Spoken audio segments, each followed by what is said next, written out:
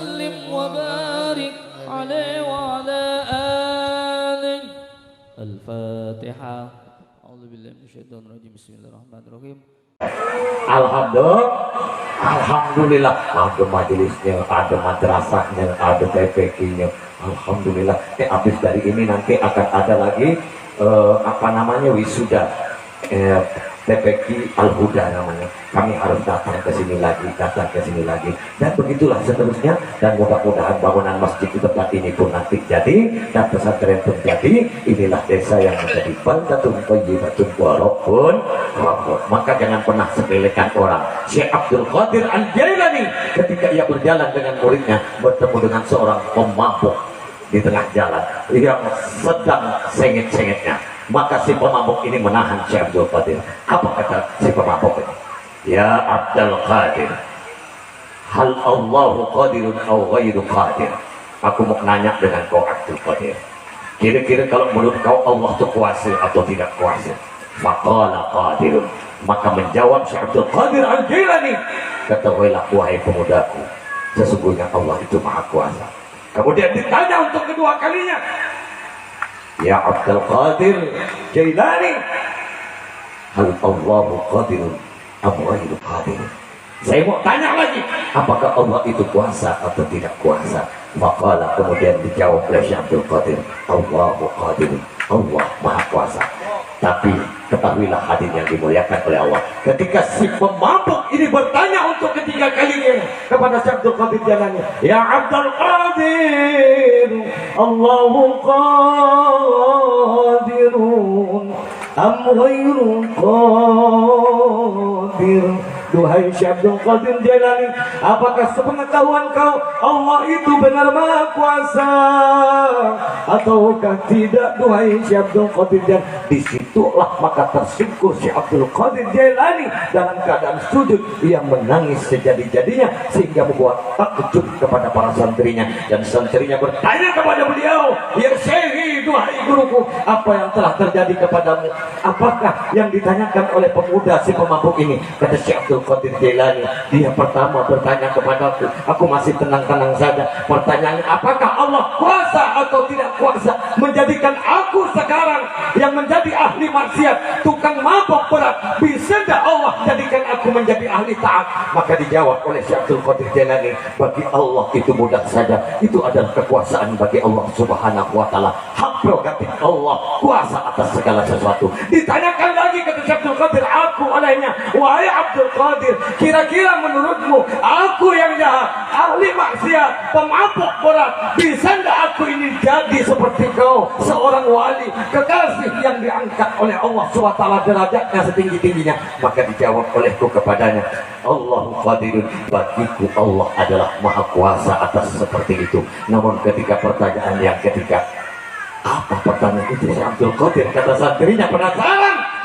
Maka dijelaskan oleh Syekh Abdul Qadir, iya, sang pemabuk benar-benar mengajariku.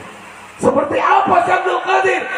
Beliau katakan dengan pertanyaan yang ketiga, wahai Syekh Abdul Qadir Jailani, kira-kira bagi Allah itu kuasa enggak menjadikan kau sekarang yang sudah menjadi waliullah, derajatmu tinggi, begitu dekat makommu menjadi sultanul aulia, pimpinannya daripada wali, orang yang paling arif kepada Allah.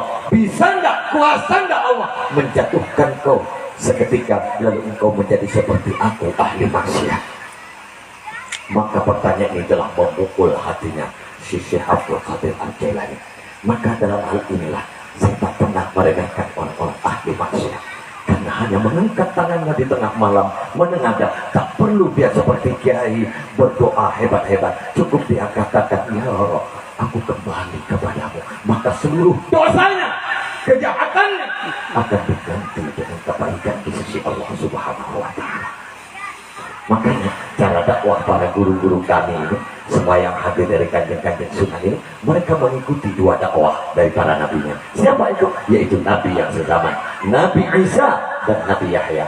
Kalau Nabi Isa, dia senantiasa kalau masuk kampung, dia akan bertanya, aina syirarun nas, di mana di kampung ini kelompok orang yang paling jahat-jahat, di mana tumpukannya kelompoknya orang-orang yang jahat-jahat, yang ahli maksiat, tapi berbeda dengan Nabi. Aina khiyarun nas, di mana orang yang baik-baik, kelompoknya orang yang majelis-majelis di kampung ini. Ini dua pandangan yang berbeda. Ketika ditanya, hei, kenapa engkau, wahai Yahya, selalu senantiasa mencari orang yang baik-baik? Kata Nabi Yahya jawabannya, ketika aku bersama orang yang baik, maka amanlah aku dalam ibadah, dan aku tidak akan direpotkan olehnya untuk dekat kepada Allah. Tapi ketika ditanya Nabi Isa alaihissalam, duhai Isa, kenapa justru engkau tidak mencari orang yang baik-baik, tapi justru engkau mencari orang yang jelek-jelek, orang-orang ahli maksiat? Maka dijawab oleh Nabi Isa, ana nabi biman silatul tabi udawi marullah, aku adalah nabi, berarti kedudukanku adalah sama seperti dokter. Apabila itu dokter, maka dia akan mengobati orang yang sakit. Lalu siapa yang akan bersama para preman-preman, orang-orang jahat, kalau kiainya enggan bersama mereka? Betul apa tidak kira-kira? Hadirin yang dimuliakan oleh Allah Subhanahu wa Ta'ala, maafkan saya Pak Hadianto, kawan lama saya. Inilah beliau yang dulu menjemput saya, sekarang wajahnya seperti Ustaz. Alhamdulillah. Hadirin yang dimuliakan oleh Allah Subhanahu wa Ta'ala, saya alhamdulillah ada majelis keluarga, majelis tepian pondok pesantren, majelis mahasiswa, majelis umum mahasiswa ibu-ibu, ada majelis pemuda hijrah, ada macam-macam majelis. Tapi terakhir insya Allah di bulan 6 ini akan kami bentuk ya satu majelis yang kami sudah izin juga dengan Bapak Wakil Bupati dan kawan-kawan yang lain, dengan ulama, minta berkah doanya para ulama-ulama, dan sekaligus malam ini kami minta doanya dan minta izinnya kepada para alim ulama dari Kanjeng Sunan, orang-orang tua kita semua. Insya Allah di bulan Mei ini kami akan bersama dengan para kawan-kawan kita di pasar yang mungkin dipandang sebelah mata mereka adalah tongkrongan kopi, pemuda-pemuda yang senang nongkrong di pasar karena majelis sepi di masjid, majelis sepi di majelis-majelis ilmu. Ternyata sekarang yang paling membeludak adalah di pasar. Mereka ramai di tongkrongan kopi. Betul apa tidak kira-kira? Sekian banyak tongkrongan kopi yang ada di Kabupaten Kebatang, itu kenapa? Dipenuhi oleh pemuda-pemudi yang duduk di sana. Alhamdulillah kami menyela mereka, kami duduk bersama mereka, kami tawarkan bagaimana kalau kalian tak perlu pakai kopiah, tak perlu pakai baju koko, tak perlu pakai sarung, silakan yang bertato-bertatolah, yang beranting-berantinglah, yang berkalung-berkalunglah, yang bercelana pendeklah, pakai baju kaos, yukenji, silakan jika kau laki-laki, tapi izinkan aku duduk bersama kalian nanti kita belajar ilmu Allah. Maka mereka serentak menjawab, oke, insya Allah segera dibentuk Pak Kiai, insya Allah bulan ke depan akan kami bentuk, yakni majelis tongkrongan langit di Kabupaten Kebatang, insya Allah. Hadirin yang dimuliakan oleh Allah, kami ucapkan selamat harlah untuk majelis Al-Huda pada malam hari ini. Mudah-mudahan ini majelis terus langgeng abadi sampai nanti menjadi kendaraan bis yang akan menghantarkan seluruh masyarakat yang ada di desa Teluk Kayu ini menuju Masya Allah berjumpa dengan baginda Rasulullah Sallallahu Alaihi Wasallam. Amin ya Rabbal Alamin. Ini yang dapat kami sampaikan, kurang lebihnya mohon dimaafkan. Wallahu muwaffiq ila aqwamit thoriq. Subhanakallahumma wa bihamdika asyhadu an la ilaha illa anta astaghfiruka wa atubu ilaik. Wassalamualaikum warahmatullahi wabarakatuh. Waalaikumsalam warahmatullahi wabarakatuh.